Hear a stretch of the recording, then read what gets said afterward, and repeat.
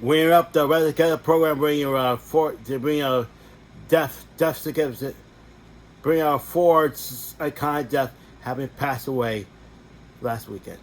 First up is Dr. Ruth. Dr. Ruth's first writer is great best of the both worlds. Truly be missed. Now here is a video of the sex therapist of Dr. Ruth Wertheimer. Okay, and here is Dr. Ruth Wertheimer right now. And go! In Let's Make Love instead of Let's Make War, there's nothing more interesting than sex. And there's nothing more interesting than what people do in their bedrooms. Of course, I read that 50 Shades of Grey. Not great literature, but interesting to read. And here we go. Look at me. I love to dance and to laugh and to talk about sex, but at the same time, I'm a very serious person.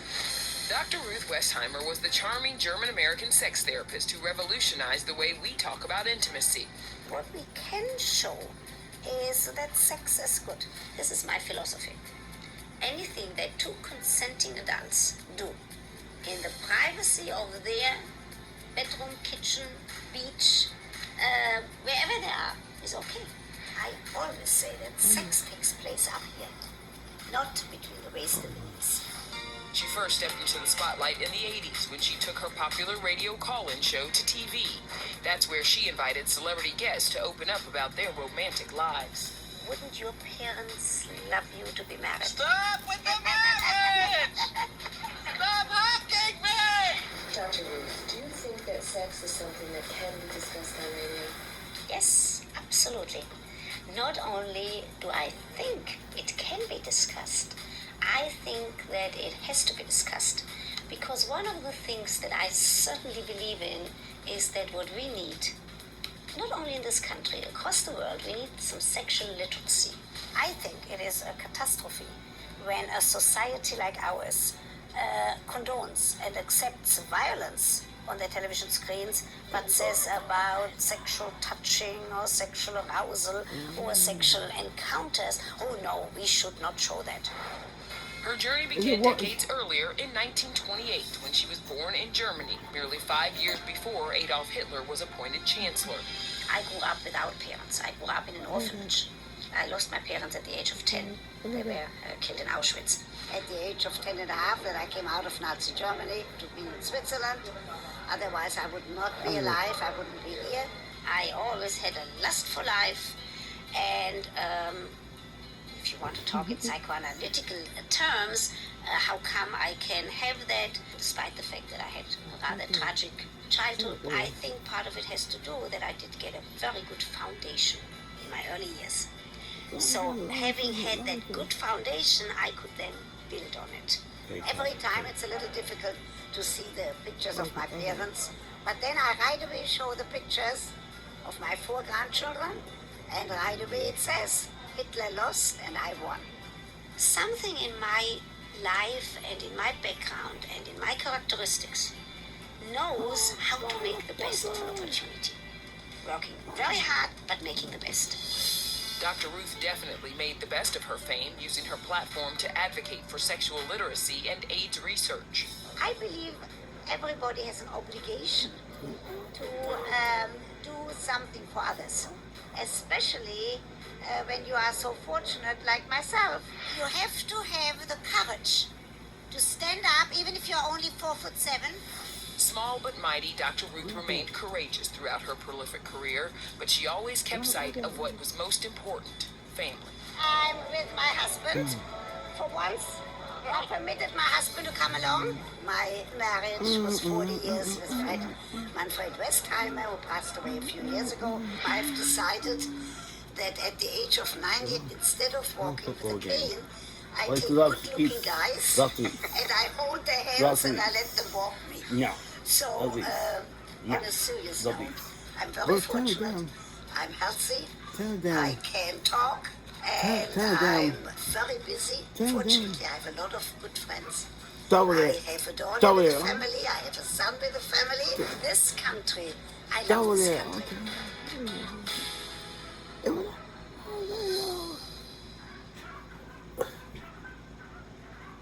And there you go. Dr. Wertheimer was a true best of both worlds. He did countless celebrity, countless interviews, and lots of countless TV shows. Dr. Ruth Wertheimer, you will be missed forever. All right, let's just keep it going. Next up is Richard Simmons. Right here, right now. Right here, right now. Right here, right now. Let's go. My life is a crusade. You made a mistake, but that's okay. We can fix it. To me, I get up in the morning, I say my prayers, I do my workout, I call 100 overweight people a day, get them motivated, inspired, I teach classes. You know, this is what God wanted me to do until he takes me to that little aerobic studio in the sky. Press it, stay there! Richard loved helping people, and he adored the spotlight. So it was surprising to us at ET when the fitness guru became a total recluse. For almost the last decade of his life, Richard was in hiding. There were even documentaries and headlines investigating his, quote, disappearance. No, I'm not kidnapped. Richard's last interview was with ET. Sometimes we get lost in our sadness, We spoke to him by phone in 2016. but I really don't want to do anything right now. I'm at peace, and I just need some time. Richard's last public appearance was at this fundraiser in January of 2013. So why hide from the public he once adored? I had a knee injury, so I had a knee replacement, which was very difficult for me. And now my other knee is hurting, and I don't want to have another replacement. So I've just really been taking it easy, staying at home, working out in my gym, and doing the things that I haven't done in a very long time. I'm a court jester. I'm the only one around to make them smile and make them feel good and give them hope. And it's, I'm a clown, but it's a very hard job. I just want everyone to know that I love them very much. But it's time right now for Richard Simmons to take care of Richard Simmons. Richard grew up in New Orleans. As a kid, he sold candy to tourists. After Hurricane Katrina, he brought E.T. to his childhood home. This is the house that I was born and raised in, 926 St. Louis Street. Okay. It's in good shape. Sunday morning. Early time. It's in really good shape. I was 200 pounds in the 8th grade. I was the fattest kid in school. I was the fattest kid in the neighborhood. And I was always told that I was going to grow up to be nothing but a big fat zero. Well, you know, everyone tries to find in life what they really want to do. And this was it. From the moment I lost 137 pounds and came to Los Angeles and opened my studio up, I felt that I needed to help other people know the truth about this. Lift it up, pour it down, lift it up. That's Richard with E.T. when he was just 33 years old. We visited him at his Beverly Hills studio.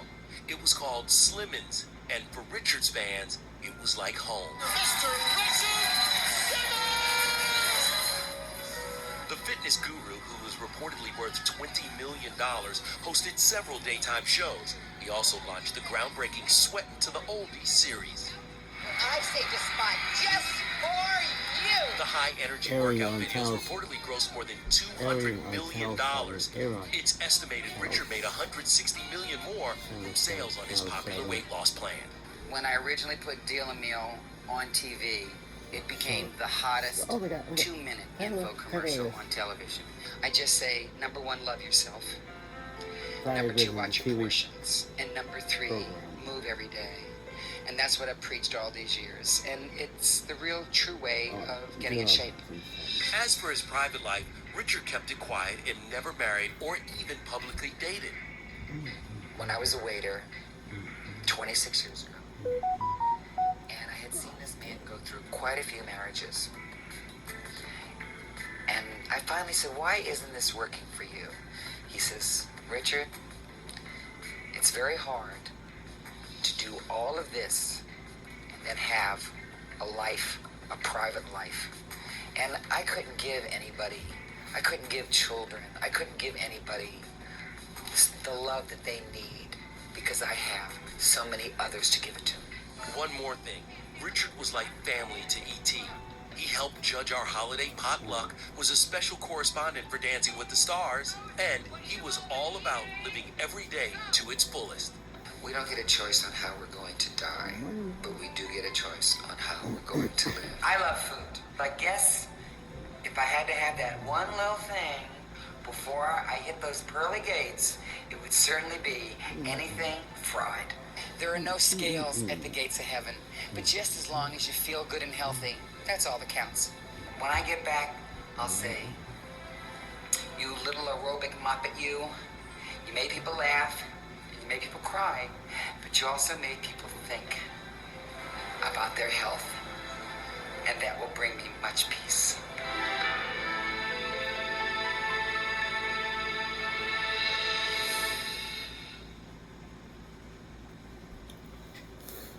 And there you have it, Richard Simmons, the Fitness Guru, several TV shows, and $1 billion empire. Richard Simmons, you truly be missed once and for all. God bless Richard Simmons. You were going to set you to heaven. Okay, we're going to switch gears and do SHANNEN Doherty after lockup.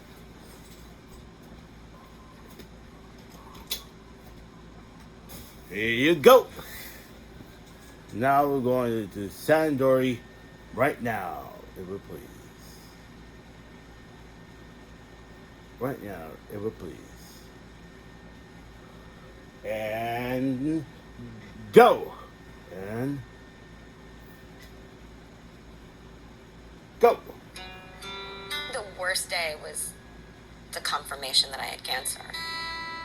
That was probably the worst day. And again, the worst day because you just look at the people that you love and go, oh, God, I can't believe I have to tell them this, you know?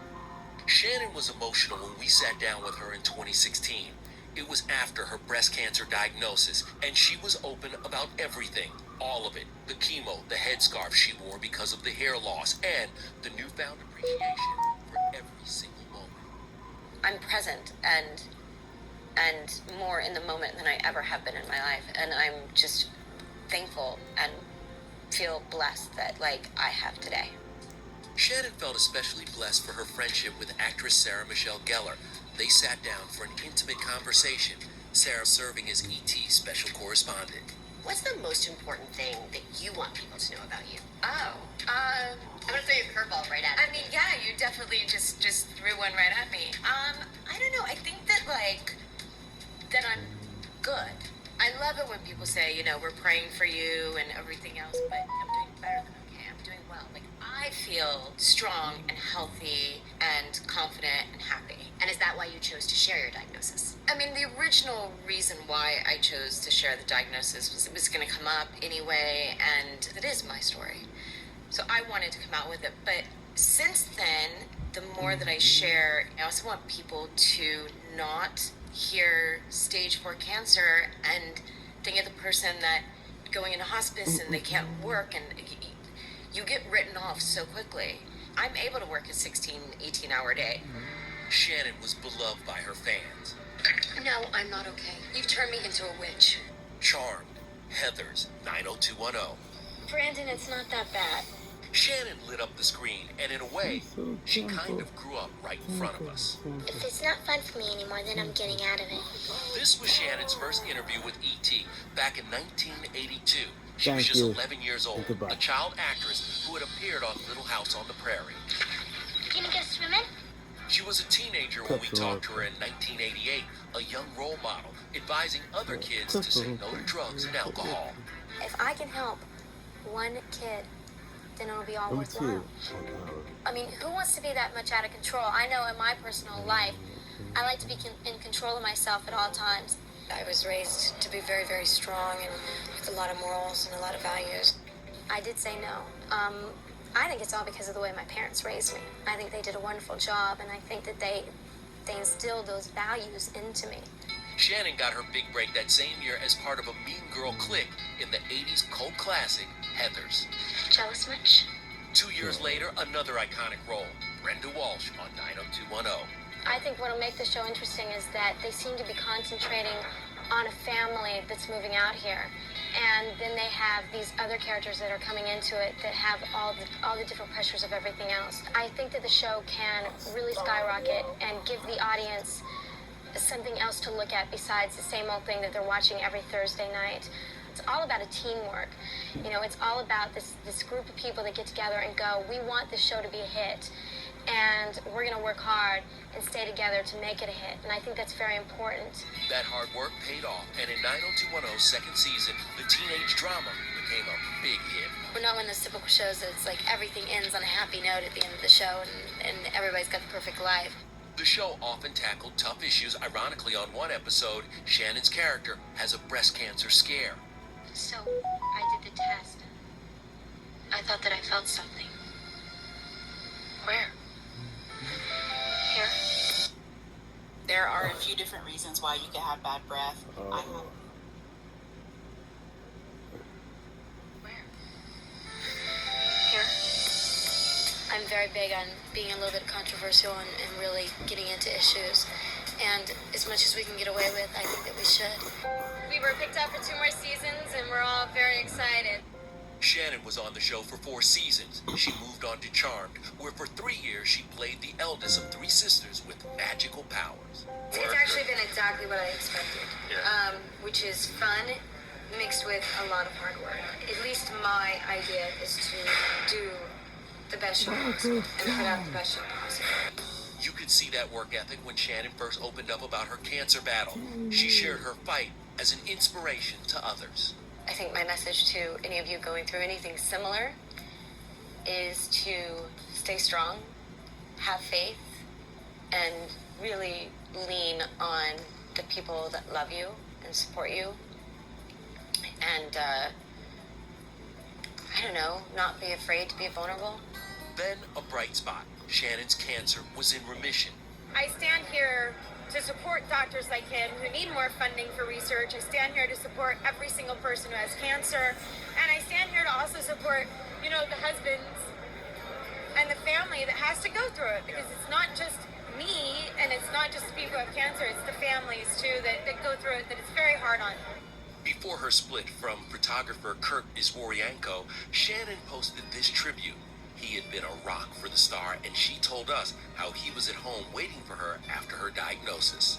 He was standing in the driveway and just, hugged me and was like, we're going to get through this. Like, you're going to be okay. We're going to get through this. You're strong and you're, powerful and you're not going anywhere. You have so much more to do in your life. He's like, we're going to get through this. We're going to get through it as a family.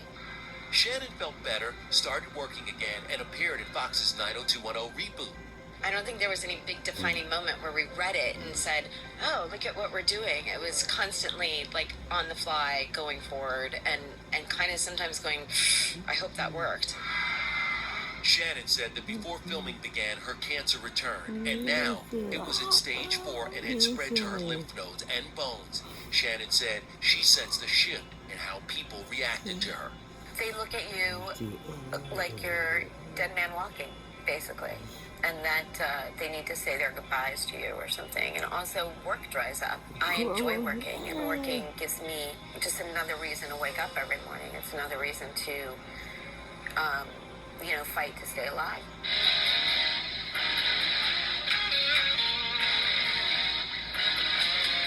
I know you originally hesitant to do the reboot. And I know that there might have been someone sitting right here that really also forced you to do it because they wanted to see you in it.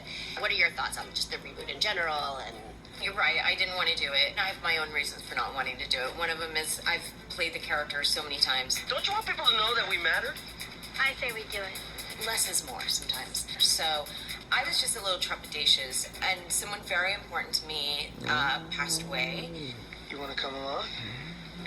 And I got my diagnosis, and it was all sort of within a couple of months together, and it just made me give pause and rethink it. And yes, it was a way to honor Luke, which was important to me, but it was also a way to honor my cancer family by saying, hey, yeah, like nobody's gonna know, but at least when it comes out that I have stage 4, I will have been able to say, yes, but I worked throughout it.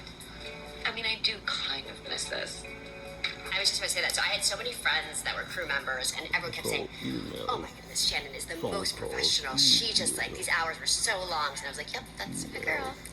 That's my girl. It's actually kind of nice to be back. Shannon says she was glad she made the decision to reunite with her 90210 family.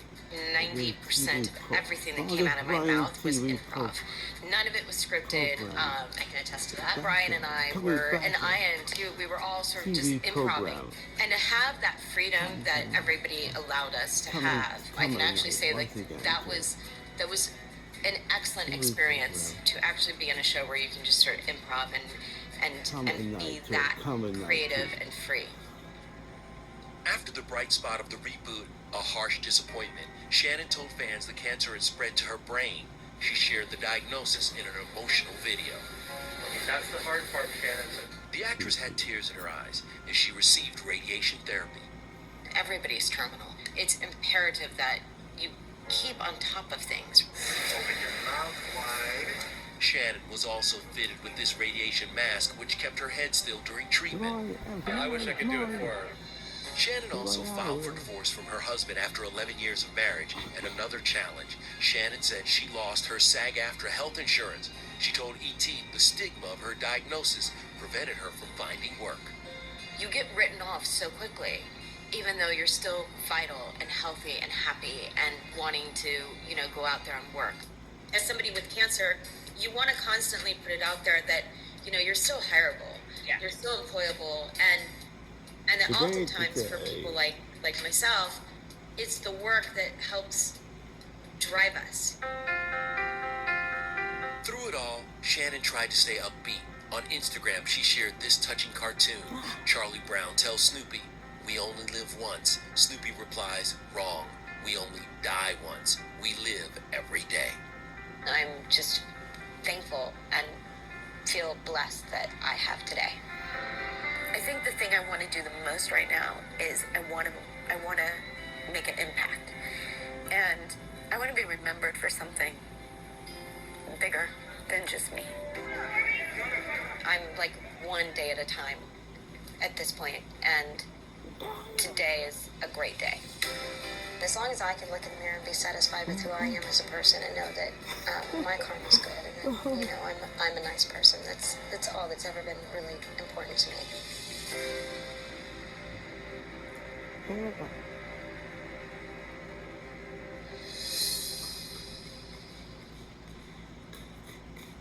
Well, that's it. Okay, that's it. So, Doherty left us with all this groundbreaking 90210 fans and the cast members, along with Tori Spelling. So, Doherty, you should surely be missed once and for all. God bless you.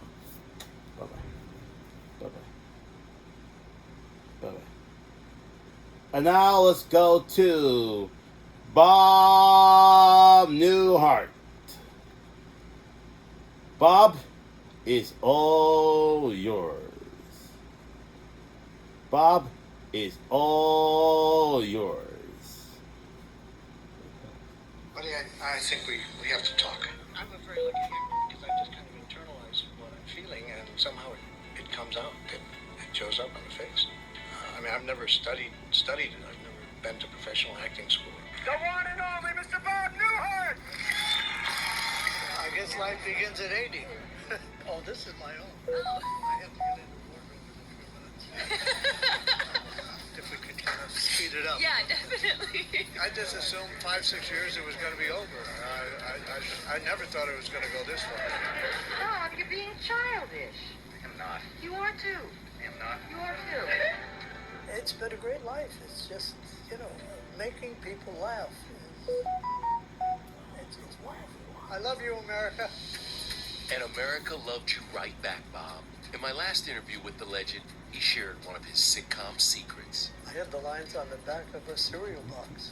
The director, he said, cut, cut, cut, cut. I said, Bob, nobody turns the cereal box around. I said, okay, you're right. But that's where the words were. But before Bob Newhart was a primetime star, he was an Army veteran turned accountant who dreamed of becoming a comic.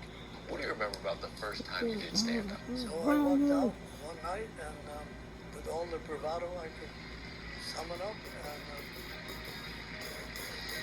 good evening, ladies and gentlemen. That's all I had going. You know, if that didn't work, it was back to accounting. I made this comedy record in 1960, and it went crazy, far beyond anything I imagined. That's the reason I'm here. The Button-Down Mind of Bob Newhart was among the first modern comedy albums and an instant smash hit. In 1960, it was the top album in the country for 14 weeks and became the first comedy release in history to win Album of the Year at the Grammys. In a shocker, Newhart was also named that year's Best New Artist. Well, they just kept calling out my name. I didn't realize what winning Album of the Year meant. Abe, leave the beard on and the stovepipe up and get a shawl, okay? You beat out some pretty impressive people. Belafonte, very Belafonte. Frank Sinatra. I don't think Frank was too thrilled about moving to a comic. I got to know Frank. He forgave you. I assume he did. I didn't start my car for a long time. Right. And you shove it up your nose well. You love to do a phone call. You're the king of that. The audience is providing half of the conversation. I'm supplying answers, and they're supplying the question. So at the end of a telephone routine, they've done the heavy lifting. Mrs. Harold? Yeah, I can't understand you with your mouth full. Bob took his phone gags and his disarming deadpan delivery to CBS in 1972 on The Bob Newhart Show, where he played a psychologist in Chicago. It ran for 6 seasons at a time when there were only 3 networks. Bob Newhart Show was like, it was appointment viewing. Well, we were in CBS Saturday Night lineup, All in the Family, MASH, Mary Tyler Moore, us, Carol Burnett. And we used to get like Super Bowl numbers. I've heard from every crackpot and loose screw in the county. Oh, your mother called. Then on Newhart, he owned an inn in rural Vermont and had another impressive run. 8 seasons and 184 episodes. It sounds trite, but we were family. The big problem on the show is that everybody's so damn nice. We happen to truly adore each other. Bob is so clear about what he does and does well, and he is so confident in his talent that he allows everyone else to find their own rhythms and their own style and let their talent shine through. I discovered this unique formula, which was to get great writers and an incredible cast, and then take all the credit yourself. And they were both in syndication for a long time. Yeah. Still are. We're doing something right, and the people are watching. It's fun. It's fun to go to work. The Newhart finale in 1990 is still talked about today as one of the most memorable in TV history. All I can tell you is there will be a couple of surprises in the final show. You're all crazy!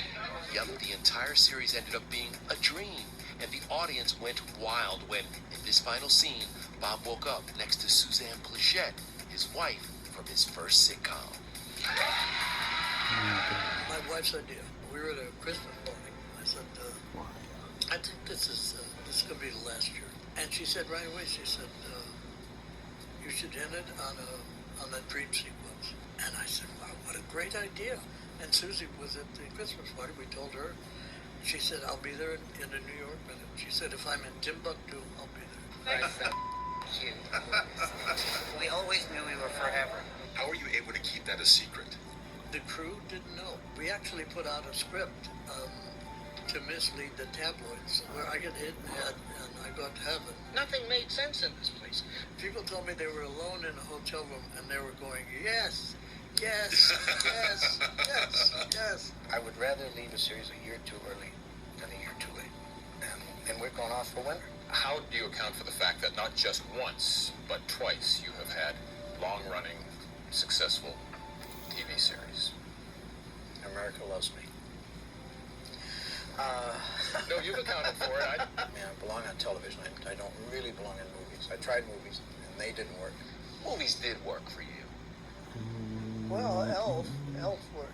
I'll always be here for you. It just makes you feel good. I got 5 grandchildren, so the first time they've ever seen me as an elf.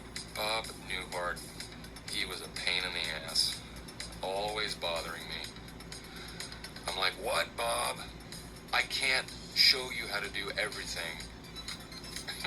I just tried to, take advantage of all my time with Bob. It was just, just great. Those guys are living history. Elf became one of the highest-grossing Christmas movies of all time. That same year, Bob was also a big part of Legally Blonde 2 with Reese Witherspoon. All day long, I felt like white open-toed shoes after Labor Day. I hate that feeling. Bob Newhart. He's such a national treasure. As Elle, it's so easy to go over the top and make her a caricature, but Reese is too smart to do that. She pulls it back down to where you like her. Excuse me, can I get this?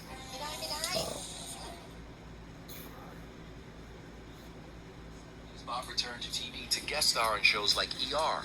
Would you like to have dinner tonight? It's the first intentionally dramatic role that I've done. He popped up on Murphy Brown, Desperate Housewives, NCIS, and earned a new generation of fans on The Big Bang Theory as Sheldon's TV idol professor, Proton. I can get as close to you as I want without my mom saying it's going to ruin my eyes. Is he dangerous? I like Big Bang. I like the writing on it. I think the cast is incredible. I was saying that was the first person that we've ever had that I really thought, oh my God, you exist. He's like an icon. Literally, he is an icon to me. Mr. Vardy.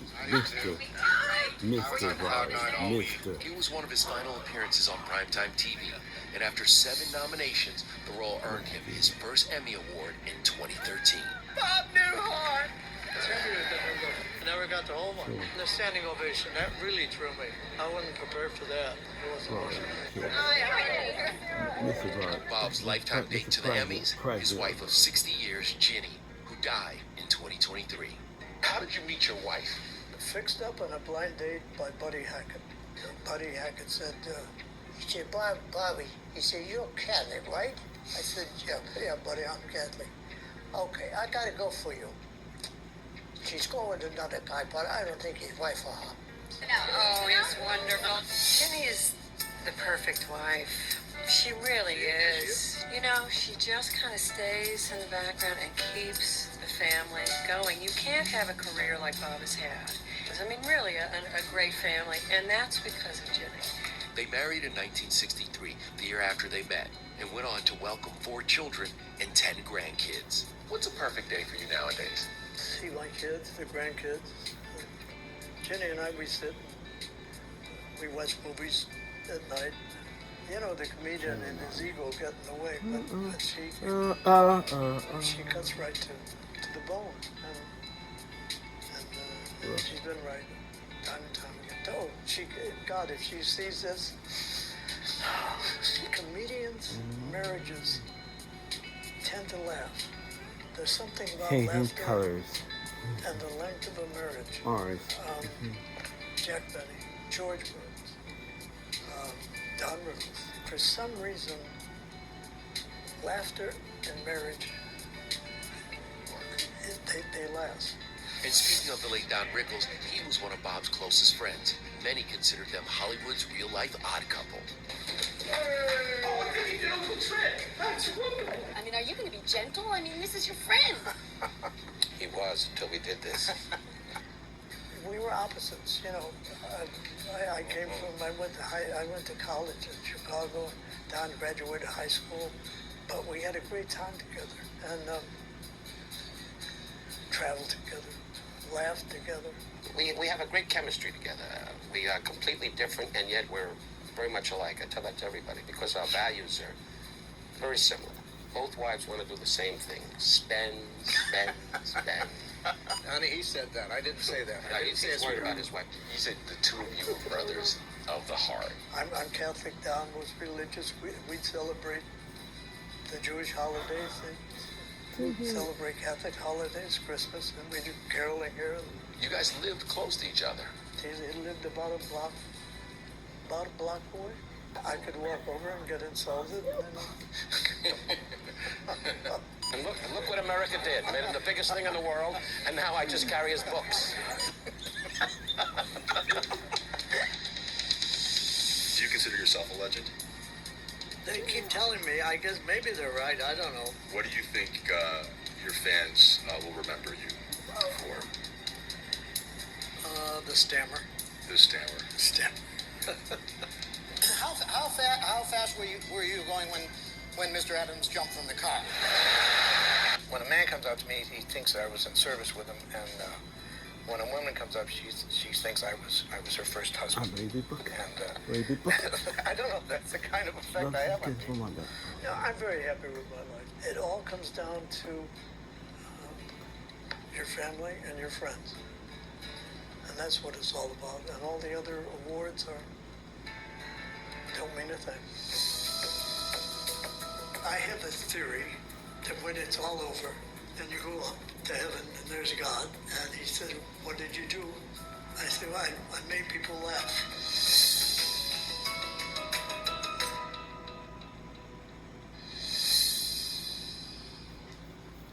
And there you go. Bob Newhart, the left legacy and the West genius.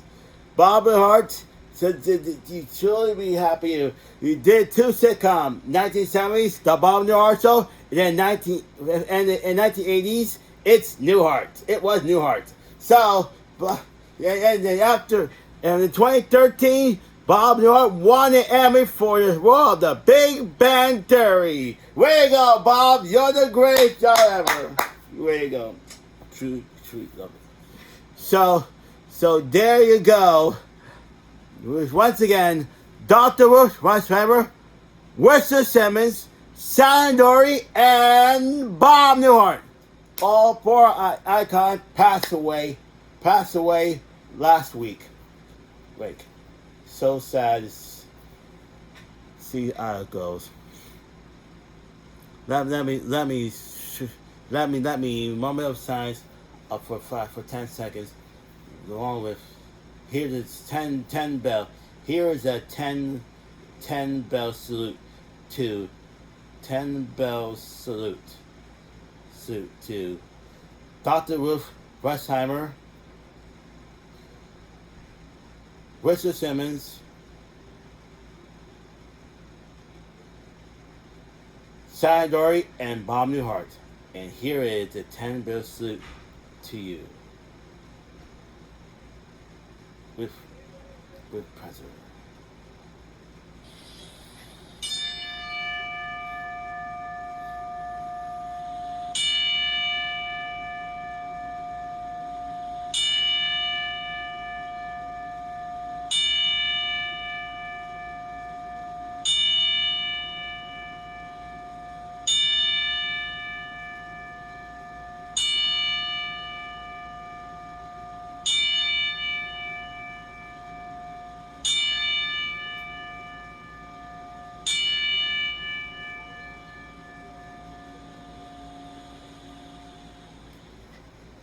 And there you go. The 10 bell salute to Dr. Ruth Wertheimer, Richard Simmons, Shannon Doherty, and of course, Bob Newhart. You've truly been missed. And for all of you, but most importantly, God bless all of you from freest presence to hearts for many more years to come. Brothers, come. You're truly missed. God bless you.